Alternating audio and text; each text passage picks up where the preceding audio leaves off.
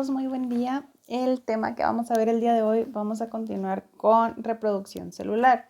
Nosotros anteriormente, chicos, ya vimos sobre el ADN, ya vimos qué significa, ya vimos que es un ácido desoxirribonucleico que se encuentra en el núcleo de nuestra célula.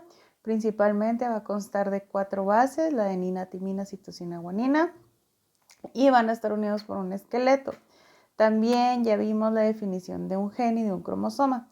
Aquí les puse una imagen de cómo es un cromosoma para darnos mejor una idea de lo que yo les platicaba, que es un ADN junto con más ADN hechos rollitos.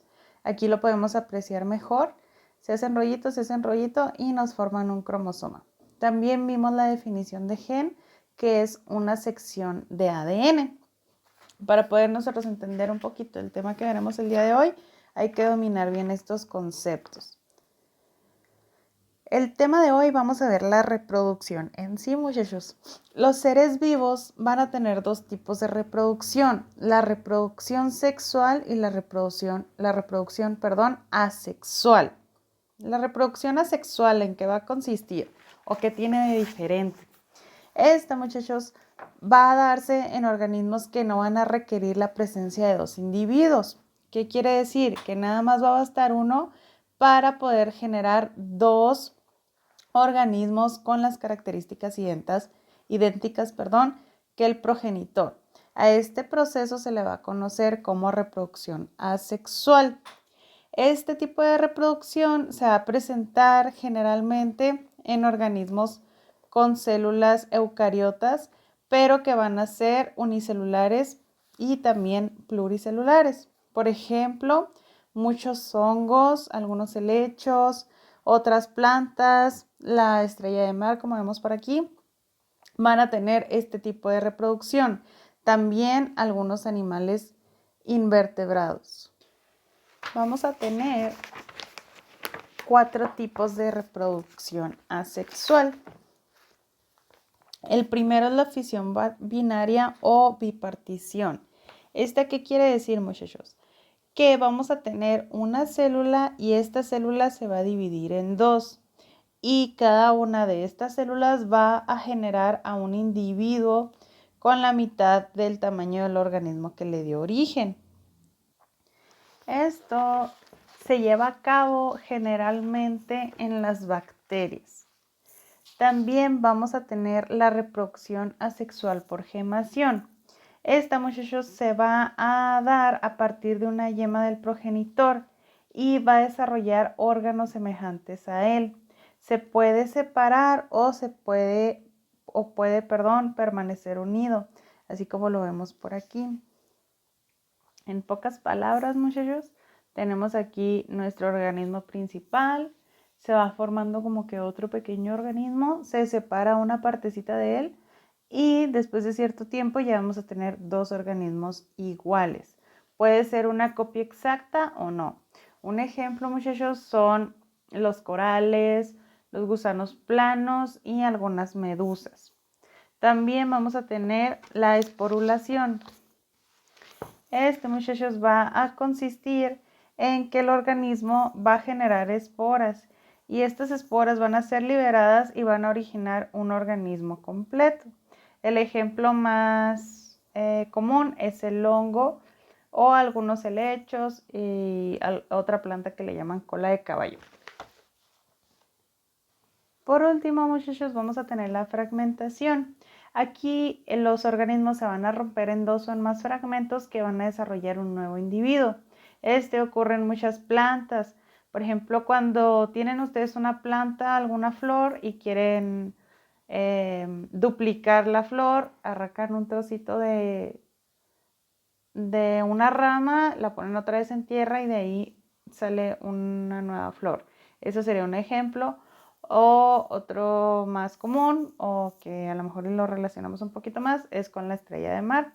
Si le cortamos un bracito, a partir de este brazo va a salir una nueva estrella y además se va a regenerar el brazo que hemos quitado. También, muchachos, vamos a tener la reproducción sexual. Este tipo de reproducción se va a caracterizar porque va a requerir forzosamente la presencia de 2 individuos y cada uno va a aportar su gameto. Entonces vamos a tener el gameto de uno y el gameto del otro y nos va a dar igual a 2 individuos.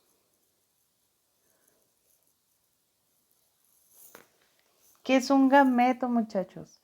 Es el nombre general que nos hace referencia a las células sexuales.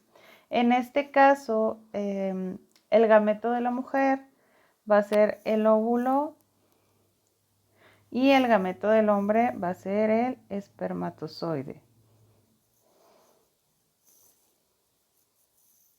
La unión, muchachos, de este gameto con este gameto se va a conocer como fecundación.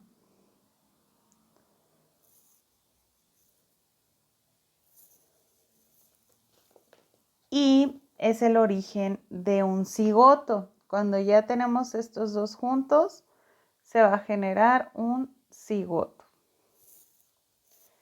que se va a desarrollar hasta su madurez durante la gestación. La gestación, muchachos, va a ser el proceso que inicia con la fecundación de un óvulo y termina con el nacimiento de un nuevo ser. En el caso de los mamíferos va a ocurrir dentro del útero de la madre. El periodo de gestación que tenemos nosotros como seres humanos es de aproximadamente 9 meses.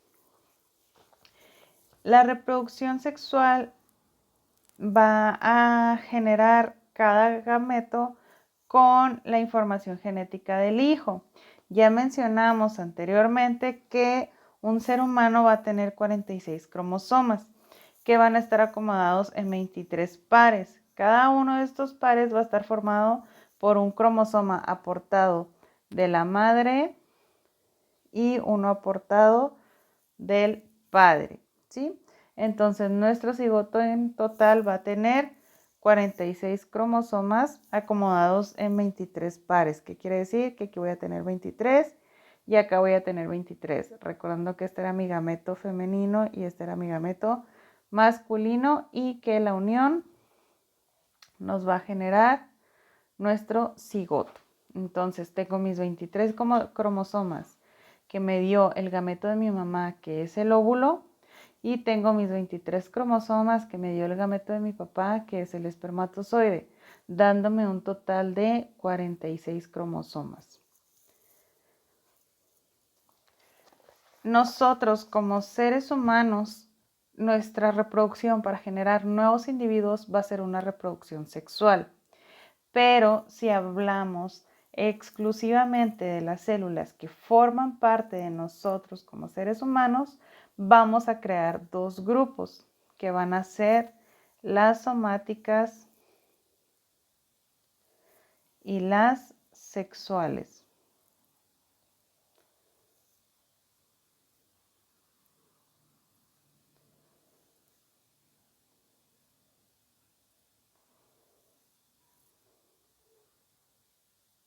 En este caso, como les dije anteriormente, las sexuales van a ser para las mujeres los óvulos y para los hombres los espermatozoides.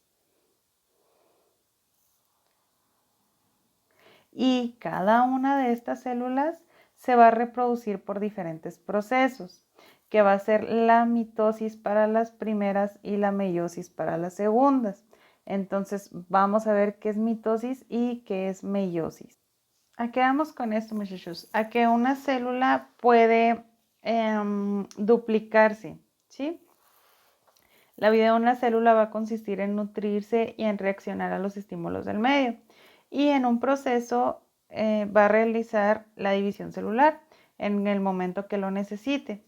Si ustedes pudieran observar en un microscopio lo que ocurre con los cromosomas, van a identificar 4 fases en la mitosis. La primera fase va a ser el estado normal de la célula. Aquí no va a pasar nada. En la profase vamos a tener que los cromosomas, se empiezan a organizar en nuestra célula. Después, en la metafase, se van a ordenar los cromosomas y se va a formar un uso cromático, se van a unir. Después, muchachos, en la anafase, los cromosomas se van a adherir al uso cromático y se van a dirigir hacia los polos opuestos de la célula. Y eso, muchachos, como se van a separar, va a generar la telofase, que ya como se separaron los cromosomas, nos va a separar la membrana celular y nos va a dar origen a dos células. Aquí en esta imagen yo les puse la mitosis un poquito más resumida, pero consiste en que tengo una célula, en este caso una célula padre o una célula madre. De estas células se van a organizar mis cromosomas, que son esas rayitas que se ven dentro de mi célula, y me va a generar al final dos células hijas que van a ser réplicas de mi célula madre o mi célula padre. Esto sería la mitosis. La meiosis, muchachos. Aquí es donde se van a generar las células sexuales. En la mitosis era donde nos generaban las células somáticas. Aquí vamos a tener la creación de células sexuales. En el caso de las células de los hombres se va a llamar espermatogénesis y en el caso de las mujeres se va a llamar ovogénesis. Este proceso de meiosis se va a efectuar por dos divisiones celulares consecutivas, que lo vamos a llamar la meiosis 1 y la meiosis 2. En la meiosis 1, muchachos, igual que en la mitosis, vamos a tener una profase, pero como vamos a estar en la meiosis 1, le vamos a asignar la profase 1. Vamos a tener también la metafase. Vamos a tener también la anafase. Y vamos a tener también la telofase, al igual que en mi mitosis. Pero, ¿qué diferencia hay entre la mitosis y la meiosis, muchachos? Que en mi meiosis replico mis dos células igual que en la mitosis, pero voy a volver a duplicar.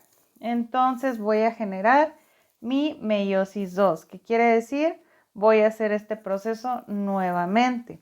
Eso quiere decir que como ya lo estoy dividiendo en vez de 2 en 4, mis cromosomas van a estar a la mitad. Entonces aquí, en vez de tener mis 46 cromosomas de mi célula madre, vamos a designarlo mejor como madre, en vez de tener mis 46 cromosomas, yo ya nada más tengo 23 cromosomas por cada una de mis células hijas. Entonces, muchachos, diferencias. La mitosis se hace en células somáticas y va a ser copias idénticas de mi célula madre. Por lo tanto, si yo aquí tengo 46 cromosomas y estas dos células van a ser idénticas, aquí voy a seguir teniendo 46. La meiosis, al contrario, voy a generar dos divisiones celulares para que en lugar de que me den los 46 cromosomas, que en este caso mis 46 cromosomas llegarían hasta mis dos células hijas, me va a generar células con 23 cromosomas. Recordamos lo que vimos anteriormente en la reproducción. ¿Por qué necesito yo que tengan 23 cromosomas nada más? Porque mi espermatozoide se va a unir con mi óvulo y cada uno me debe de aportar 23 cromosomas para poder generar un individuo que tenga 46 cromosomas. La genética es lo que nos ha permitido conocer cómo todos los seres vivos van a heredar sus características a las siguientes generaciones. Hasta no hace mucho tiempo se desarrollaron tecnologías que nos permiten localizar un gen. Acuérdense que un gen es localizar una parte de nuestro ADN. Y la genética nos ha permitido copiar ese ADN, cortarlo y también nos permite pegarlo de nuevo. Esto ha abierto una gran posibilidad a cortar y pegar genes de una especie a otra. Esto, muchachos, lo utilizan para generar variedades de alimentos. No sé si han escuchado la palabra de alimentos transgénicos. Estos alimentos se basan muchas veces en estas técnicas de cortar algún gen que hace que una papa, por ejemplo, sea más pequeña, o tomar una papa grande, determinar cuál es el gen que hace que la papa crezca, lo copian y lo pegan en otra plantita para que nuestras papas siempre estén de un tamaño ideal. Actualmente se busca curar algunas enfermedades originadas por algún gen defectuoso que traigamos por ahí o algún gen que no funcione de forma adecuada.